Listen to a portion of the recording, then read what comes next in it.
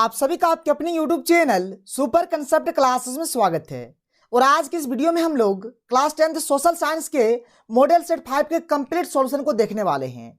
और देखिए JAC board का जितना भी मॉडल सेट आया है, चाहे क्लास 9th का हो, 10th का हो, 11th का हो या फिर 12th का हो, अगर आप कंप्लीट वीडियोज देखना चाहते हैं, यानी अगर आपको कंप्लीट सॉल्यूशन चाहिए तो आप इस वीडियो के डिस्क्रिप्शन बॉक्स पे चले जाइए। वहां पर आपको कंप्लीट प्लेलिस्ट का लिंक मिल जाएगा और आप आसानी से हर एक वीडियो को देख सकते हैं। तो देखिए ये जो हमारा मॉडल सेट 5 है, ये सोशल साइंस का लास्ट मॉडल सेट है। और यहाँ पर देखिए जो सोशल साइंस है, इसमें कुल मिलाकर 40 क्वेश्चंस पूछे जाएंगे, जो कि आपका 40 नंबर का होने वाला है। और अगर बात करें टाइम का, तो यहाँ पर कुल मिलाकर 1 घंटा 30 मिनट यानी कि 1.5 घंटा का समय दिया जाएगा। तो चलिए एक एक करके हम लोग हर एक क्वेश्चन को बहुत ही अच्छे तरीके से समझते हैं। तो देखिए हमारे पास जो पहला क्वेश्चन है क्या है कि स्वतंत्रता, समानता एवं बंधुत्व का नारा किस क्रांति की देन है। यहाँ पर 4 ऑप्शन है, रूसी क्रांति, फ्रांसीसी क्रांति, अमेरिकी क्रांति या फिर भारतीय क्रांति। तो इसका जो सही आंसर हो जाएगा ऑप्शन नंबर ख यानी कि फ्रांसीसी क्रांति। क्लियर है। ये जो स्वतंत्रता, समानता, ये बंधुत्व है,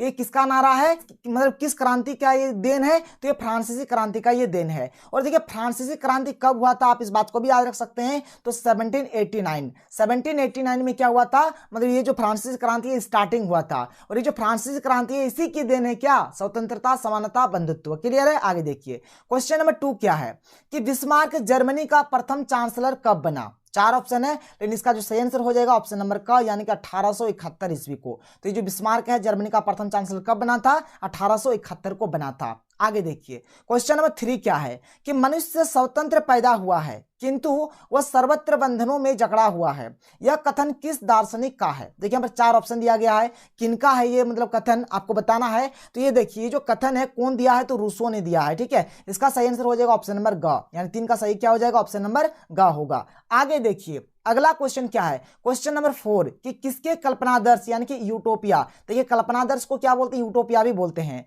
में एक आदर्श समाज की कल्पना की गई है। देखिए यहां पर कल्पनादर्श माने क्या हुआ, मतलब हम लोग क्या करेंगे, एक आदर्श समाज की कल्पना करेंगे। चलो मतलब इसका यही होता है। तो देखिए यहां पर 4 ऑप्शन दिया गया है कि इन्होंने मतलब इसको मतलब प्रस्तुत किया था, ये जो कल्पनादर्श है किन्होंने किया था, मेस्सिनी ने किया था, नेपोलियन ने किया था, कार्ल कैस्पर ने किया था या फिर फ्रेडरिक सरियू ने किया था। देखिए ये कौन किन्होंने किया था, फ्रेडरिक सरियू ने किया था। और ये जो फ्रेडरिक सरियू है ना, ये क्या है, एक फ्रांसीसी चित्रकार है। और इन्होंने क्या किया था, चित्र की मदद से कल्पनादर्श को मतलब व्यक्त किया था। ये जो यूटोपिया है इसका जो कंसेप्ट है इसको व्यक्त किया था चित्र की मदद से। तो इसका जो सही आंसर हो जाएगा 4 का क्या हो जाएगा, ऑप्शन नंबर घ। और आपसे कभी भी पूछा जा सकता है कि फ्रेडरिक सरियू कौन थे, तो आपको बताना है कौन थे, तो फ्रांसीसी चित्रकार यानी चित्रकार थे। कहां के, तो फ्रांस के। आगे देखिए क्वेश्चन नंबर 5 क्या है कि यंग इटली की स्थापना किसने की। 4 ऑप्शन है, तो इसका जो सही आंसर हो जाएगा मेस्सिनी। आप सभी को पता होगा ये जो यंग इटली है, देखिए जो मेस्सिनी है ना, इन्होंने 2 गुप्त संगठन का मतलब स्थापना किया है, एक यंग इटली का और एक यंग यूरोप का। याद रखना है आपको। आगे देखिए क्वेश्चन नंबर 6 क्या है कि असहयोग आंदोलन की समाप्ति किस घटना से हुई। तो यहाँ पर ये जो चौरी चौरा, ये जो हत्याकांड है यानी कि ये जो चौरी चौरा हिंसात्मक घटना है, मतलब एक्चुअल में क्या होता है, देखिए जब चौरी चौरा हत्याकांड हो जाता है ना, तो इसमें क्या होता है, इससे क्या होता है मतलब पूरा देश में गर्म माहौल बन जाता है। तो ये सब देखकर क्या करते हैं, महात्मा गांधी असहयोग आंदोलन को मतलब खत्म कर देते हैं, वापस ले लेते हैं। तो असहयोग आंदोलन की समाप्ति कब होती है, तो मतलब चौरी चौराहा हत्याकांड जो है वो उसी घटना के साथ साथ मतलब क्या होता है, असहयोग आंदोलन हमारा खत्म हो जाता है, समाप्त हो जाता है। आगे देखिए अगला क्वेश्चन क्या है, क्वेश्चन नंबर 7 कि भारत छोड़ो आंदोलन की शुरुआत कब हुई। भारत छोड़ो आंदोलन की शुरुआत कब हुई, तो जो 7 का सही आंसर आपका हो जाएगा ऑप्शन नंबर ग यानी कि 1942 ईस्वी। गदर पार्टी की स्थापना किसने की। तो ये जो गदर पार्टी है इसका स्थापना किन्होंने किया था, तो लाला हरदयाल ने क्या किया था, गदर पार्टी का स्थापना किया था। अगला देखिए क्वेश्चन नंबर 9 क्या है कि स्वदेशी आंदोलन की प्रेरणा से भारत माता की छवि को किसने चित्रित किया। देखिए बहुत ही अच्छा क्वेश्चन है, जो भारत माता की जो चित्र है किन्होंने मतलब इसको चित्रित किया था, किन्होंने बनाया था। देखिए बहुत ही अच्छा क्वेश्चन है, क्वेश्चन नंबर ग, ये जो ऑप्शन नंबर ग है इसका सही आंसर हो जाएगा, क्या नाम है, कि अवनींद्रनाथ टैगोर ने। ठीक है, ये जो ऑप्शन नंबर ग है 9 का क्या हो जाएगा, ऑप्शन नंबर ग इसका सही हो जाएगा। क्लियर है। आगे देखिए क्वेश्चन नंबर 10 क्या है कि खुदाई खिदमतगार की स्थापना किसने की। इसका भी सही आंसर हो जाएगा ऑप्शन नंबर ग यानी कि अब्दुल गफ्फार खान ने। किन्होंने क्या था, अब्दुल गफ्फार खान ने। अब देखिए 10 क्वेश्चन यहाँ पर आपका हिस्ट्री का है, अब यहां से आपका स्टार्ट हो जाता है भूगोल यानी कि ज्योग्राफी। क्या है देखिए पहला क्वेश्चन कि इनमें से कौन सा नवीकरणीय संसाधन नहीं है। देखिए बोला जा रहा है कि कौन सा नवीकरणीय संसाधन नहीं है, और आप शुरू से पढ़ते हुए आ रही है जो कोयला है आपका, कोयला आपका क्या है, नवीकरणीय संसाधन नहीं है, माने ये एक अनवीकरणीय संसाधन है। और ये जो जल है ये नवीकरणीय है, ये पवन भी नवीकरणीय है, और ये सौर ऊर्जा भी आपका क्या है, नवीकरणीय है। क्वेश्चन नंबर 12 क्या है कि कितने किलोमीटर के बाद किसी देश का महासागरीय संसाधन पर अधिकार नहीं है। तो इसका जो आंसर हो जाएगा ऑप्शन नंबर ग, यानी कि 200 किलोमीटर के बाद। 200 किलोमीटर के बाद मतलब जो महासागर का जो संसाधन रहेगा उसमें किसी भी देश का और अधिकार नहीं होगा। क्लियर है। क्वेश्चन नंबर 12 का जो आंसर हो जाएगा ऑप्शन नंबर ग हो जाएगा। आगे देखिए अगला क्वेश्चन क्या है, क्वेश्चन नंबर 13 कि भारत के कुल क्षेत्रफल में कितने प्रतिशत क्षेत्र पर पठारी भाग है। मतलब देखिए भारत का जो क्षेत्रफल है, टोटल जो क्षेत्रफल है, टोटल जो एरिया है, उसमें कितना परसेंट पठारी भाग पाया जाता है। तो देखिए क्वेश्चन नंबर 13 का ये जो मतलब आंसर होने वाला है, देखिए कहीं कहीं पर मतलब इसका देखिए कहीं कहीं पर आपको 22% भी देखने को मिलेगा, कहीं कहीं पर आपको 22% देखने को मिलेगा, तो कहीं कहीं पर 27% देखने को मिलेगा। तो यहाँ पर अगर आप ऑप्शन को देखेंगे 27% आपको दिख रहा है, तो इसका सही आंसर हो जाएगा ऑप्शन नंबर ख हो जाएगा। क्लियर है। यहाँ पर अगर आप नेट में भी सर्च करेंगे ना, तो कहीं कहीं पर आपको 22% भी देखने को मिलेगा। आगे देखिए क्वेश्चन नंबर 14 क्या है कि मृदा अपरदन का कौन सा कारण नहीं है। मृदा अपरदन का कौन सा कारण नहीं है, जल, वायु, वन या फिर हिम। तो हिम, इसका सही आंसर हो जाएगा हिम। बर्फ से तो कोई लेना देना नहीं है मृदा अपरदन का, तो इसका सही आंसर हो जाएगा ऑप्शन नंबर ग, यानी कि 14 का सही हो जाएगा ऑप्शन नंबर ग। आगे देखिए क्या है क्वेश्चन नंबर 15 क्या है कि भारत में उपलब्ध स्तनधारियों में से कितने प्रतिशत को लुप्त होने का खतरा है।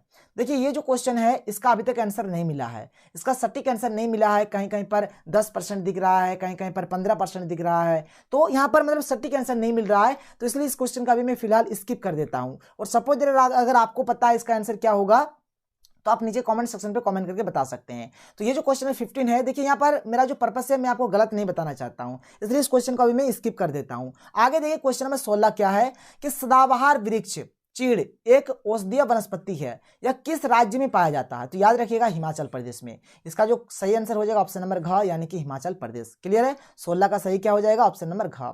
17 क्या है कि पेड़ एक विशेष अस्मित, दयालु और उदारपूर्ण जीवधारी है जो अपने सतत पोषण के लिए कोई मांग नहीं करता है और दानशीलता पूर्वक अपनी जीवन की क्रियाओं को भेंट करता है। यह सभी की रक्षा करता है और स्वयं पर कुल्हाड़ी चलाने वाले विनाशक को भी छाया प्रदान करता है। यह कथन किसका है। ये जो कथन दिया है किन्होंने दिया है, तो देखिए यहाँ पर ये जो कथन है ये जो कथन है कौन दिया है, तो गौतम बुद्ध जी ने दिया है। तो इसका सही आंसर हो जाएगा ऑप्शन नंबर ख। क्लियर है, गौतम बुद्ध। आगे देखिए क्वेश्चन नंबर 18 क्या है आपका कि विश्व में कुल आयतन का लगभग कितना प्रतिशत भाग महासागरों में पाया जाता है। यहाँ पर एक्चुअल में देखिए यहाँ पर क्वेश्चन में थोड़ा सा कहीं पर ना कहीं थोड़ा मिसप्रिंट है कि विश्व में कुल आयतन का लगभग, ठीक है, यहाँ पर जल बोला जाता है।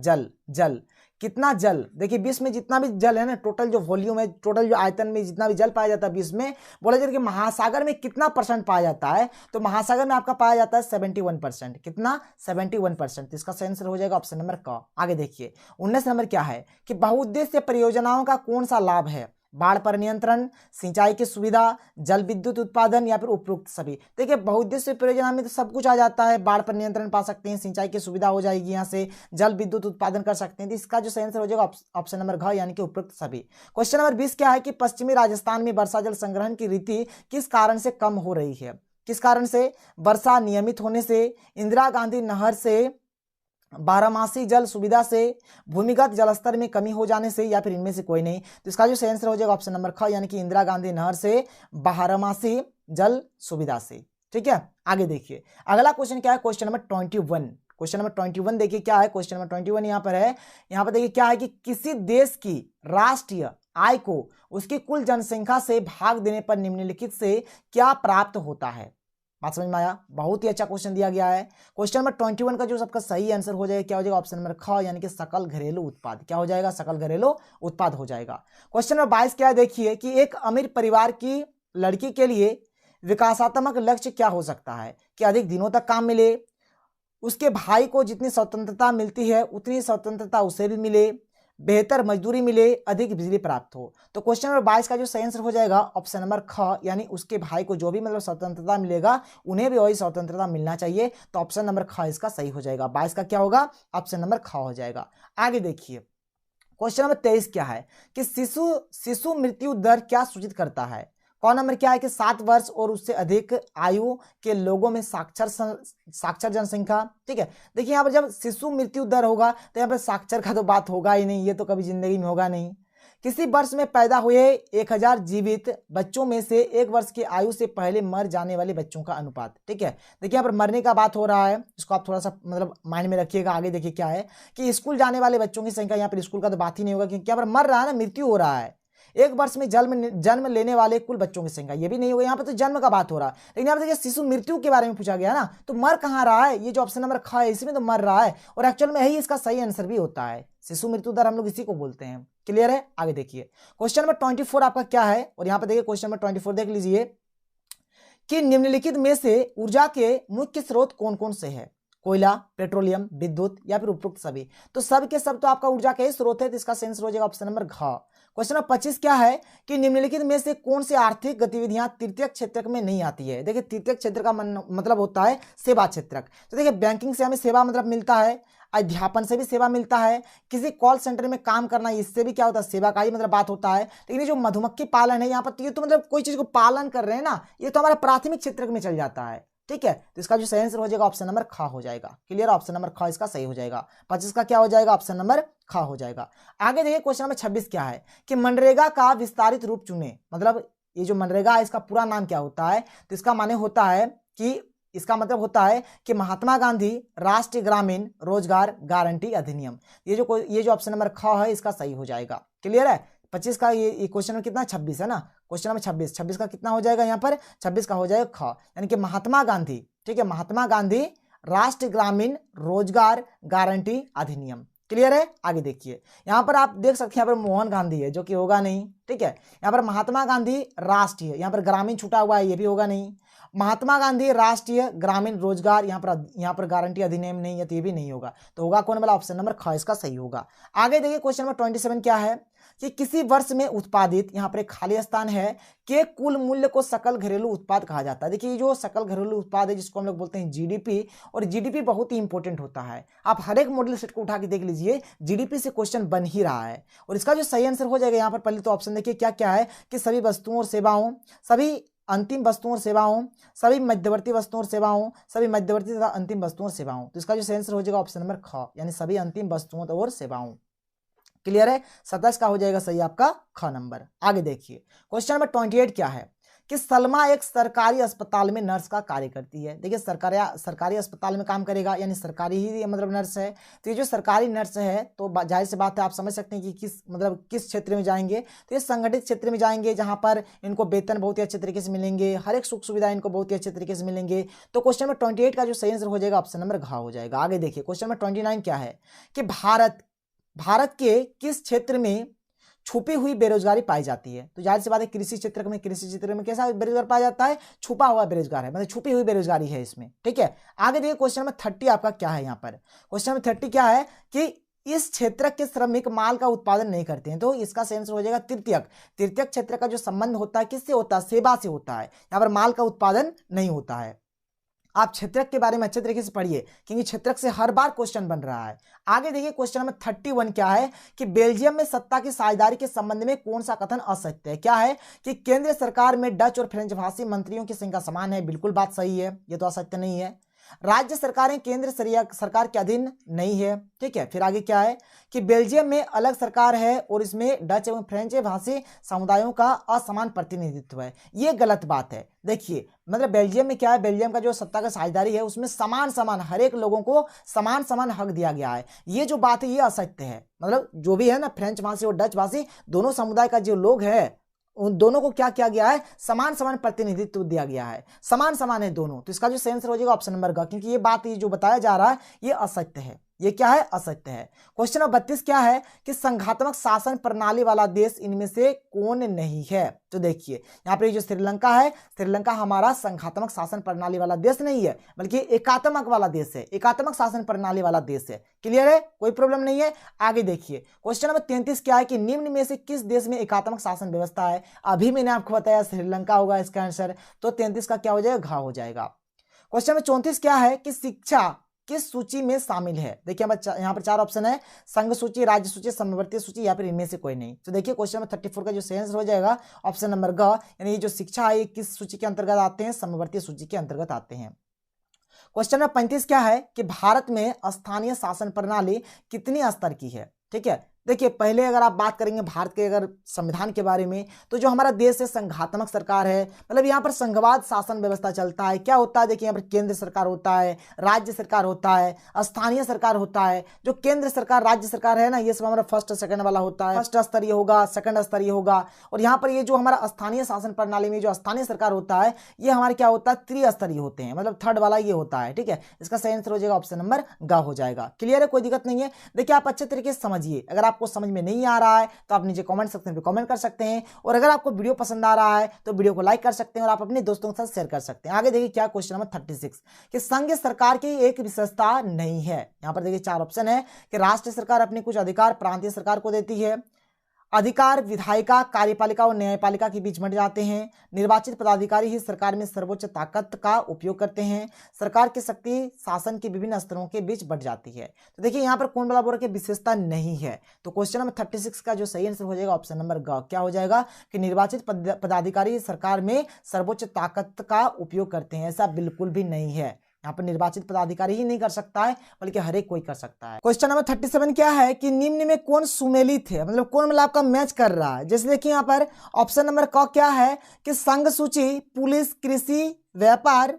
ऑप्शन नंबर ख क्या है कि राज्य सूची, प्रतिरक्षा, बैंकिंग, संचार। ऑप्शन नंबर ग क्या है कि समवर्ती सूची, वन, विवाह, उत्तराधिकार। ऑप्शन नंबर घ क्या है कि अवशिष्ट शक्ति, केंद्र सरकार। तो देखिए यहाँ पर जो आपका मैच कर रहा है कौन मतलब आपका सही है एक्चुअल में अगर देखा जाए तो ऑप्शन नंबर ग, क्योंकि समवर्ती सूची के अंदर आपका क्या क्या आता है? वन आता है, विवाह आता है, उत्तराधिकार आता है। तो ये सब जो चीजें किसके अंतर्गत आते हैं? समवर्ती सूची के अंतर्गत आते हैं। देखिए आपको वीडियो भी मिलेगा, आपको टेंशन नहीं लेना है, जहां पर मैं आपको हर एक चीज को, जैसे कि पॉलिटिकल साइंस का जो भी चीज रहेगा ना अच्छे तरीके से पढ़ाऊंगा, जैसे कि संघ सूची हो गया, राज्य सूची हो गया, समवर्ती सूची हो गया, इसमें कितने सब्जेक्ट आते हैं हर एक चीज आपको बिल्कुल भी टेंशन नहीं लेना है। तो यहाँ पर ये जो क्वेश्चन नंबर 37 है इसका सही आंसर हो जाएगा ऑप्शन नंबर ग। आगे देखिए क्वेश्चन नंबर 38 क्या है कि इनमें से कौन सा एक हित समूह का उदाहरण है? एक हित, ये जो बामसेफ है, बामसेफ क्या है? एक हित समूह का उदाहरण है।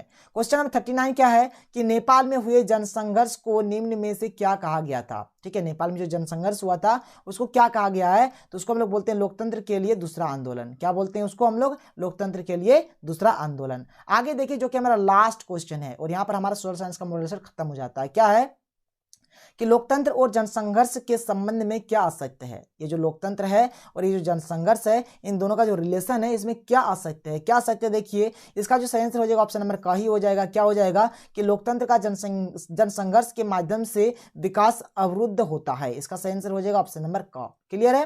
तो यहाँ पर मैंने कुल मिलाकर 40 क्वेश्चन आपको बता दिया। शायद आपको वीडियो पसंद आया होगा। तो मिलते हैं अगले वीडियो में। थैंक यू, जय हिंद।